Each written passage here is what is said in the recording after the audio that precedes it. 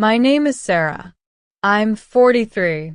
I have 2 grown children who are convinced that I think too much and live too little, which is especially funny because they are the ones who call me in the middle of the night and say, "Mom, are you awake?" No. Of course not. I'm just lying here, wondering where exactly I went wrong. I live in a small town where news travels faster than the internet. If you sneeze in the morning, by lunchtime, everyone knows. You might be sick, and by evening they're pretty sure you're moving away. My love life was calm, suspiciously calm, right up until the moment my friend Laura decided she knew what was best for me. Laura sighed, the way people sigh when they're talking to someone they believe needs to be rescued immediately. "I found a man for you," she said. "Laura," I started. "His name is Michael. He's tall. Well-groomed. Stable."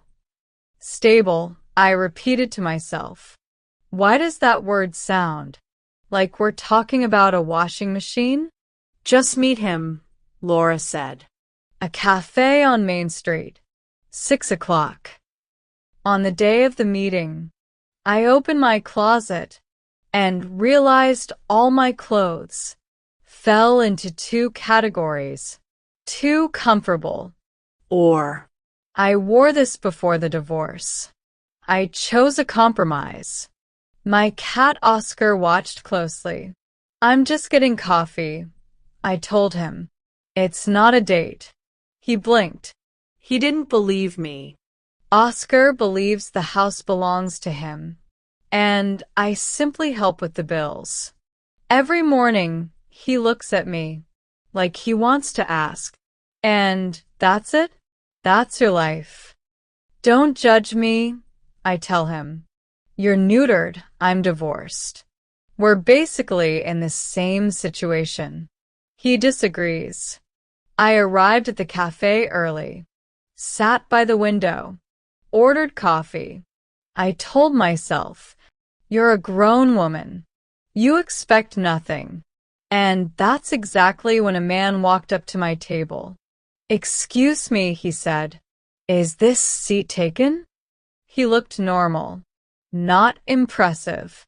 Not alarming. Just human. "Yes," I said. "Go ahead." He sat down. And we started talking. And everything went surprisingly well. "Does this ever happen to you?" he asked. "That you come home and feel happy about the silence?"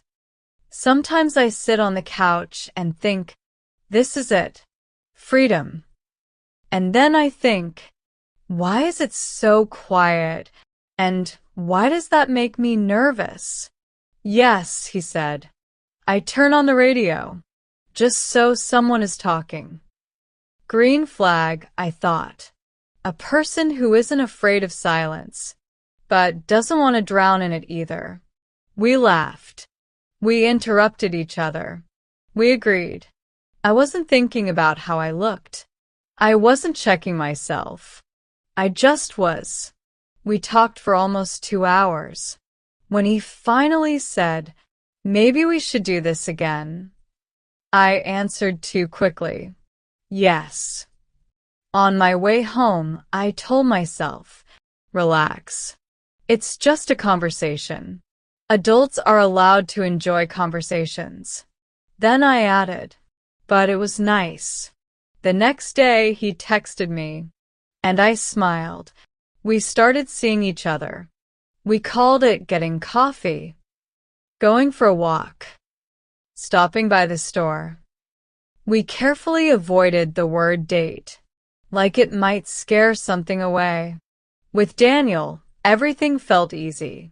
He didn't try to impress me. He didn't pretend to have answers to everything. Once he asked, "Are you happy?" I thought for a moment. "I'm calm," I said. And right now that feels pretty close. When my kids found out that I was talking to someone, they staged an interrogation. Is he normal? Is he weird? Is he younger than you? Kids, I said. I'm 43. I'm not adopting him. We were walking out of the store when I heard, Sarah? I turned around. Laura was standing in the parking lot with that exact expression people get when reality doesn't follow the plan. She looked at me, then at Daniel, then back at me. Wait, she said slowly. That's not him. Not him, who? I asked. That's not the man you were supposed to meet. I took a breath. Laura, I know he's not that man. Daniel raised his eyebrows slightly, but didn't say a word. I mean, Laura hesitated. That's not Michael. I know, I said calmly. This is Daniel. There was a pause, the kind of pause where grown adults suddenly remember that life isn't a spreadsheet. So, Laura looked from him to me. You're with him now? Yes, I said. And I'm happy. Daniel gently squeezed my hand, not to make a point, just to be there. And in that moment, I realized it didn't even matter who might walk around the corner next. And then Michael appeared. Tall, perfect, like he stepped out of a catalog. Laura looked at me, like this was obviously the right choice. And suddenly I realized I didn't want right. I wanted mine. Nice to meet you, I said to Michael, and took Daniel's hand. Laura closed her eyes. For once, she had nothing to say. Later she told me, I just wanted the best for you. And you got it, I said. Just not according to plan. I'm never introducing anyone to anyone again. Don't say that, I smiled.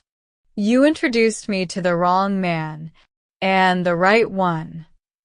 That evening I came home. Oscar looked at me. Well, I asked, did I ruin everything?